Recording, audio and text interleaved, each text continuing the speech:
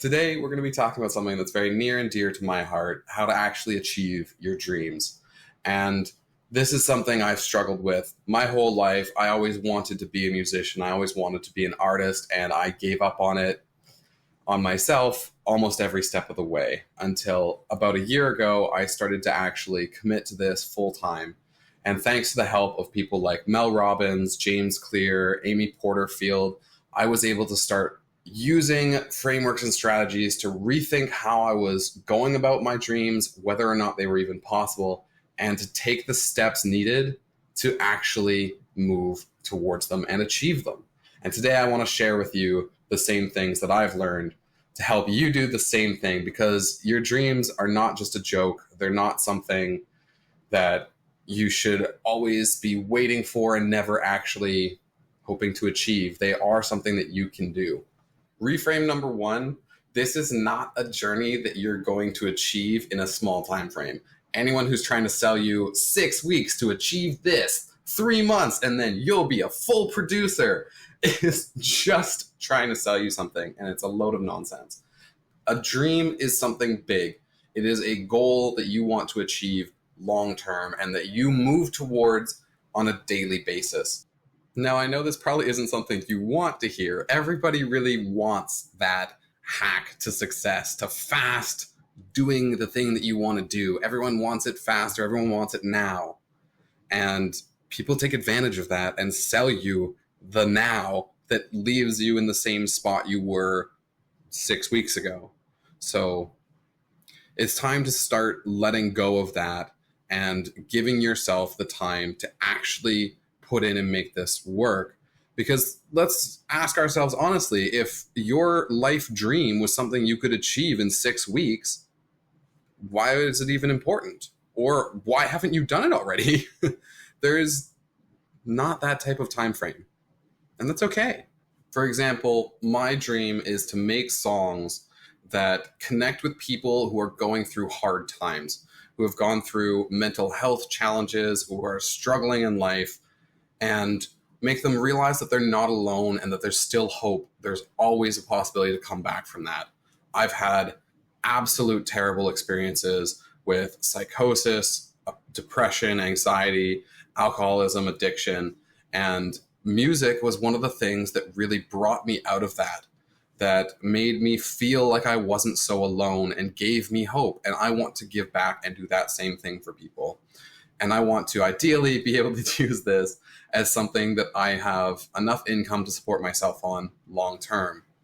In order to get there, though, there's a lot of things that need to happen. I need to start working at it, and I need to start chipping away. And this brings us to reframe number 2.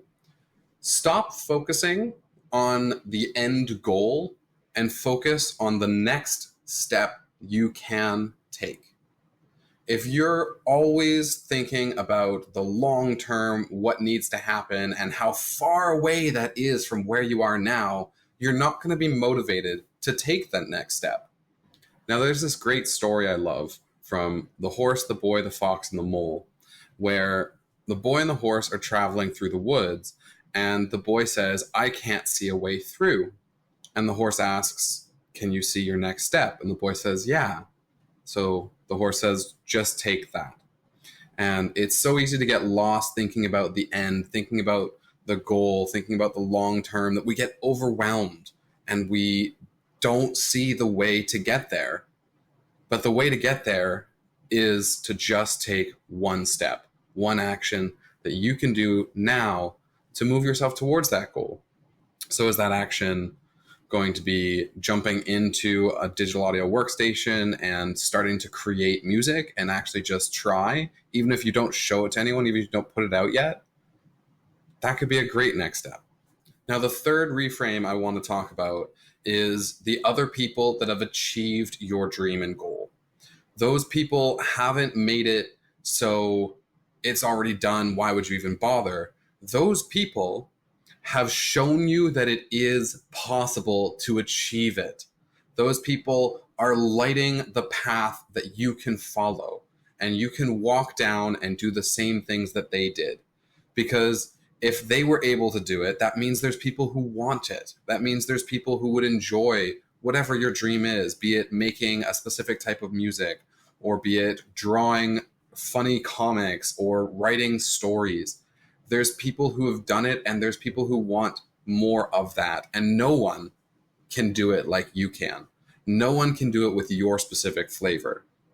So those people who have done your dream aren't stealing from you. They aren't making it so why should you even bother? They're showing you that it is possible to achieve.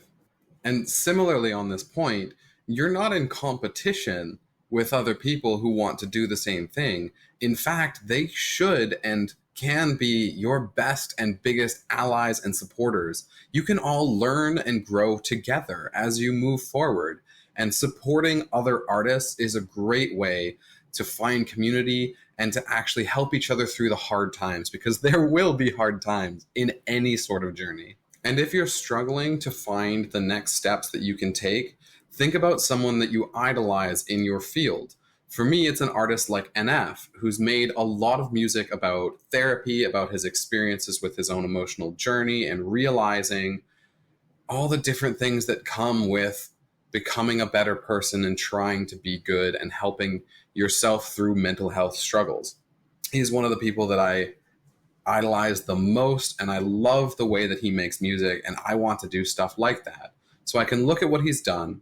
I can look at some of the things that I think he does on a daily basis, probably like actually making music and jumping in and writing lyrics. I know Taylor Swift keeps this ongoing log of song lyrics that she's thinking about at any given time and just puts it in her phone. The classic "I'm a nightmare dressed as a daydream" was a quote that she just thought of one day walking around randomly, put it into her phone, and when she was actually making the song, went through and found all the quotes that could relate and used that one.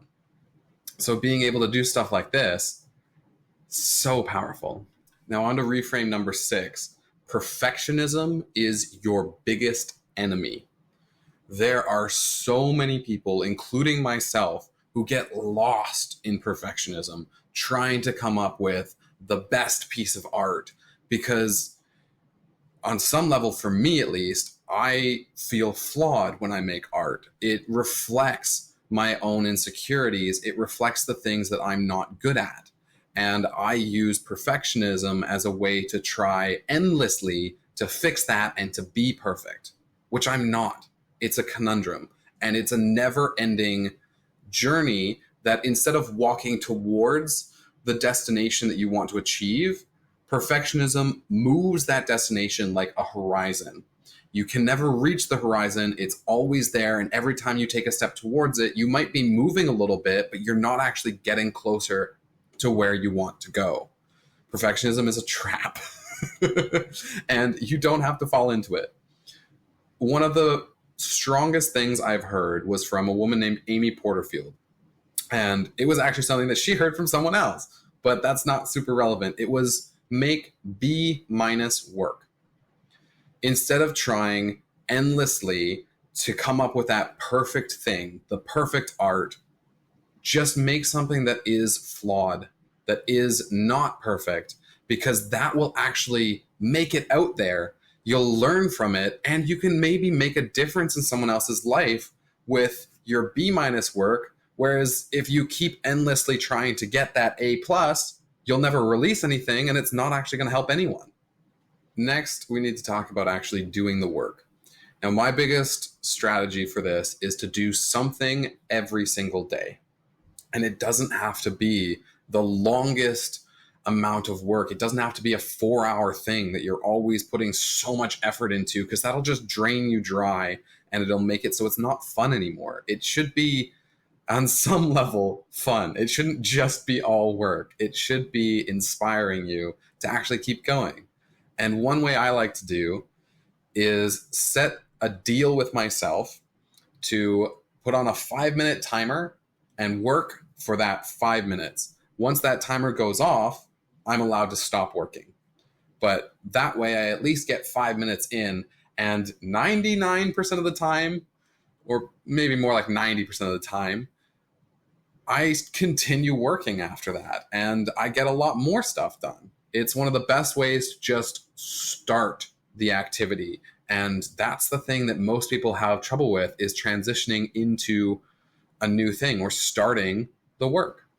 Now, hopefully these reframes can help you get started on moving towards your dreams in a much better way, because they are possible. You can do it. And I'm not just talking about dreams like this little kitty cat has probably 60% of every day, but your dreams are important and you can achieve them.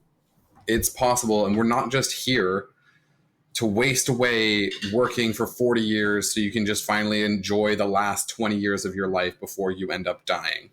That's not it. There's a lot more meant for you. And I believe it is possible. I know it is possible. So go out there and knock them dead.